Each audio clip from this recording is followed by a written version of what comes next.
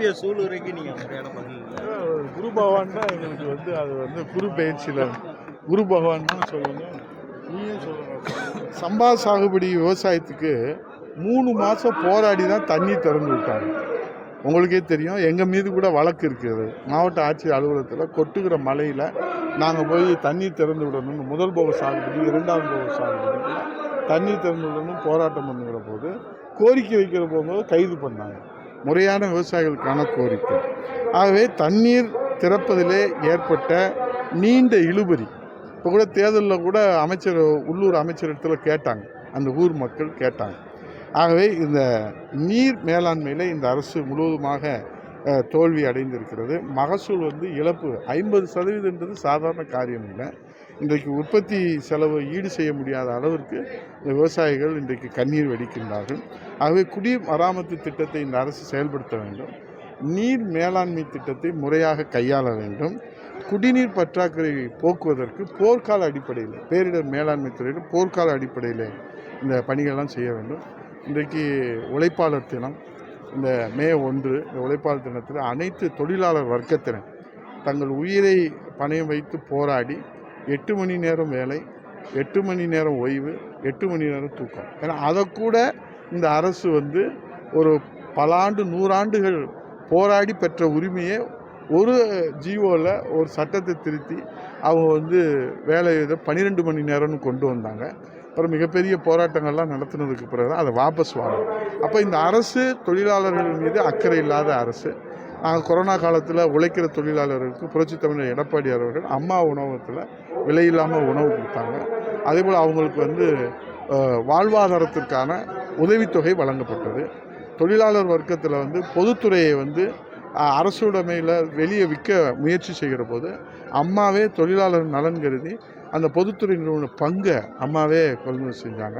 இப்படி தொழிலாளர்களுக்கு வந்து பல சலுகைகளை வந்து நம்ம பண்ணுறோம். ஒவ்வொரு மே தினத்தில் வந்து நலிவுற்ற தொழிலாளர்களை அனைத்து இந்திய அண்ணா திராவிட முன்னேற்ற கழகத்தின் சார்பில் அவர்களுக்கு வாழ்வாதார நிதியுதவிலாம் வழங்குகிறோம்.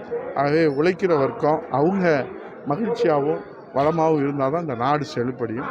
அவர்களுக்கு அனைத்து இந்திய அண்ணா திராவிட முன்னேற்ற கழகம் நிரந்தர பொதுச் செயலாளர், வருங்கால முதலமைச்சர் புரட்சித் தமிழர் எடப்பாடி சார்பில் எங்கள் அனைவரும் சார்பில் தொழிலாளர் வர்க்கத்துக்கு வாழ்த்துக்களை தெரிவித்தோம். கோயிலில் வச்சு அதை போய் என்னத்தை பேசுறது, தினந்தோறும் பேசுகிறோம். தினந்தோறும் குரு பயிற்சி, குரு பகவான், இந்த குரு பயிற்சியிலாவது இந்த நாட்டுக்கு விமோசனம் பிறக்கணும். ஏன்னா இளைஞர்களுடைய எதிர்காலமே கேள்விக்குறியாக இருக்குது, அச்சத்தில் இருக்கிறோம். தமிழ்நாட்டு மக்களே அச்சத்தில் இருக்காங்க. இந்த போதைப் பொருள் தொடர்ந்து தினந்தோறும் போதைப் பொருள் கைப்பற்ற நாளே இல்லை என்கிற அளவில், தினந்தோறும் சாமி கும்பிடாத நாளே இல்லைன்ற மாதிரி போதைப் பொருள் கைப்பற்றாத நாடே இல்லை. இந்த குரு பகவான் தான் அதுக்கெல்லாம் தீர்வு காட்டும். கொள்முதல் நிலையங்களில் கொள்முதல் செய்யப்பட்ட நெல்களுக்கு போதிய பணம் வழங்கப்படவில்லை, 20 நாட்களுக்கு மேலே. கொள்முதல்லே 50% இழப்பீடு ஏற்பட்டுச்சு நான் சொல்கிறேன். கொள்முதல்லே 50% இழப்பு ஏற்பட்டுச்சுன்னா 87,000 டன் நேரம் நமக்கு இந்த வருஷத்தில் நமக்கு வந்திருக்கணும். 38,000 மெட்ரிக் டன் தான் வந்து இன்னைக்கு வந்து பண்ணிட்டேன். ஆமாம், அதெல்லாம் சட்டசபையிலே பேசியாச்சு. அது இது கடவுள் தான் குரு பகவான் தான் விஸ்வரூபம் எடுத்து இன்னைக்கு வந்து பயிற்சி ஆகிறாரு. எல்லாமே வந்து மக்களுக்காக. அம்மா, புரட்சித் தலைவர் இருவரும் தெய்வங்கள். அந்த ஆன்மாவினுடைய ஆசையோடு தான் நம்முடைய சாமானியர் புரட்சித் தலைவர் எடப்பாடியார் அவர்கள் இந்த அண்ணா திராவிட முன்னேற்ற கழகத்தை, இந்த மாபெரும் மக்கள் இயக்கத்தை இன்றைக்கி ஏ ஃபார்ம், பி ஃபார்மில், ரெட்டலையில் இது போன்ற இன்றைக்கி தேனி மாவட்டத்தை நீங்கள் எடுத்துக்கோங்க. இது வரைக்கும் யார் போட்டிட்டா? சேடபுட்டி முத்தையா கழக பொருளாளர், டிடி தினகரன் கழக பொருளாளர், அதுக்கு முன்னாடி முதலமைச்சர்கள், இப்படி போட்டியிட்ட அந்த தேனி மாவட்டத்தில் இன்றைக்கி ஒரு சாமானியர் நாராயணசாமியை நம்முடைய புரட்சித் தமிழர் எடப்பாடியார் அவர்கள் இன்றைக்கி வாய்ப்பு கொடுத்துருக்காங்க. ஏ ஃபார்ம், பி ஃபார்மில், ரெட்டலையில் அவங்க வெற்றி பெறுறாங்க. ஜெயம்பெருமாள் ராமநாதபுரத்தில் போட்டியிடுறாங்க. சாமானியர்கள், இதெல்லாம் சாமானியர்கள் கட்சி. உலகத்திலே ஏழைகளுக்காக, சாமானியர்களுக்காக, தொண்டர்களுக்காக, ஜனநாயகத்துக்காக ஒரு இயக்கம் இருக்குதுன்னா சத்தியம் செய்து சொல்கிறேன், அதுக்கு நான் சாட்சி, இந்த ராஜா சாட்சி, இந்த மாணிக்க சாட்சி, இந்த கருப்பையா சாட்சி, இந்த நாராயணசாமியே சாட்சி. அதனால் இந்த இயக்கம் வந்து சாமானியர் இருக்காங்க. ராஜேஷ் கண்ணா சேர்மனாக இருக்கார். இதெல்லாம் ஜனநாயகத்தினுடைய அடையாளங்கள். அதுதான் எங்களுக்கு அச்சமாக, கடவுள் தான் எங்களுக்கு எங்கள் உடல் தான் இங்கே இருக்குது, உயிரெல்லாம் அங்கே தான் இருக்குது. அந்த உயிரை எப்படி காப்பாற்றுறதோ அது மாதிரி தேர்தல் ஆணையம் காப்பாற்றி கொடுக்கணும். நேற்று கூட எங்கள் வேட்பாளர் வந்து மாவட்ட ஆட்சித்தலைவரை போய் சந்தித்து சொல்லிட்டு முறையிட்டு வந்துட்டுருக்காங்க. கண்ணும் கருத்தும் உயிரை எப்படி பாதுகாப்போமோ அது மாதிரி பாதுகாக்கணும். ஏன்னா ஒவ்வொன்றும் அங்கே வாக்குகள் வந்து எங்கள் உயிருக்கும் மேலான வாக்குகள், அதை பாதுகாக்கணும். தேர்தல் ஆணையத்தில் நாங்கள் ஏற்கனவே வேண்டுகோள் வச்சிருக்கிறோம். கொடைக்கானலுக்கு ஓய்வெடுக்க சென்ற முதல்வர்னால சுற்றுலா செல்லும் பயணிகளோட இயல்பு வாழ்க்கை பாதிக்குது. அதாவது அவங்க சுற்றுலா போகிறது ஏழைகளின் ஊட்டி கொடைக்கானலுக்கு அவங்க கொளுத்துகிற வெயிலே தெரியாம அவர் கோல்ஃப் விளையாண்டுட்டு இருக்காரு. செய்தி போடுங்க. பாறை அதுக்கெல்லாம் போக முடியல. போலீஸ் காலையில வரும்னு சொல்லிட்டு சாயங்காலம் போறாரு. ஒரு சில நிகழ்ச்சிகள் ரத்து செய்யப்பட்டு இப்போ நாங்கள் குரு பயிற்சி வந்து சாயந்தரம் மக்களுக்கு தொந்தரவு வரக்கூடாதுன்னு பாருங்கள். இவ்வளோ பெரிய காவல்துறையெல்லாம் இருக்கிறாங்க, தொந்தரவு வரக்கூடாதுன்னு இப்போ நீங்கள் வந்தோன்னா உங்களோட கேட்டுட்டு ஒரு நீர்மூர் பந்து திறக்க வந்தோம்.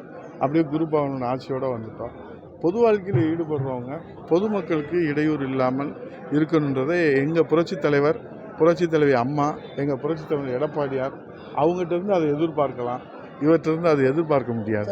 மின்சார தட்டுப்பாடு ரொம்ப மோசமாக இருக்கு. மின்சாரம் தான் சொல்லல, மின் தேவை அதிகமாகிடுச்சு, மின் உற்பத்தி குறைஞ்சிருச்சு. புதிய மின் திட்டங்கள் இந்த அரசு கொடுக்கல, மின்சார கட்டணத்தை உயர்த்திட்டாங்க. இப்போ இந்த வெயில் தாக்கன்றது பகலில் மட்டும் இல்லை, நீங்கள் ராத்திரியிலையும் நீங்கள் தூங்க முடியாது. இந்த தாக்கம் அதிகமாக இருக்குது. அதெல்லாம் தலை கிருகிரு. இதில் என்ன ஆகுன்னா, உங்களுக்கு நான் மருத்துவர் கிடையாது, அதனால் மருத்துவர் சொன்ன ஆலோசனை சொல்கிறேன். நீர் சத்து குறைஞ்சிருச்சுன்னா கிருகிருன்னு வரும். கிருகிருன்னு வந்து மயக்கம் முடிஞ்சு கீழே விழுந்துட்டாங்கன்னா அதுக்கப்புறம் பிழைக்கிறதுன்றது நமக்கு தெரியாது. அதனால் இது வந்து என்னென்னா, நீர் சத்து தண்ணி குடிச்சிக்கிட்டே இருக்கணும். 2 நேரம் குளிர்ந்த தண்ணியில் குளிக்கணும்.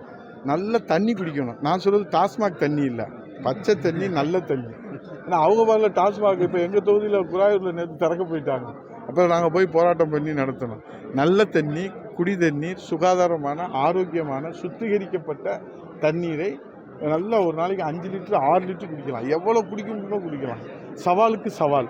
தண்ணி குடிக்க நல்லது. அதில் கர்ப்பிணி தாய்மார்கள் நிறைய குடிக்கணும், குழந்தைகள் நிறையா குடிக்கணும். பொதுவாக மேக்சிமம் இந்த அரசை நம்பி பிரயோஜனம் இல்லை, நம்ம வெளியே வராமல் இருந்ததுக்கு நல்லது. நன்றி, வணக்கம். சூழ்நிலைக்கு நீங்கள் முறையான பதில் குரு பகவான் தான் எங்களுக்கு வந்து அது வந்து குரு பயிற்சியில் குரு பகவான் தான் சொல்லணும்.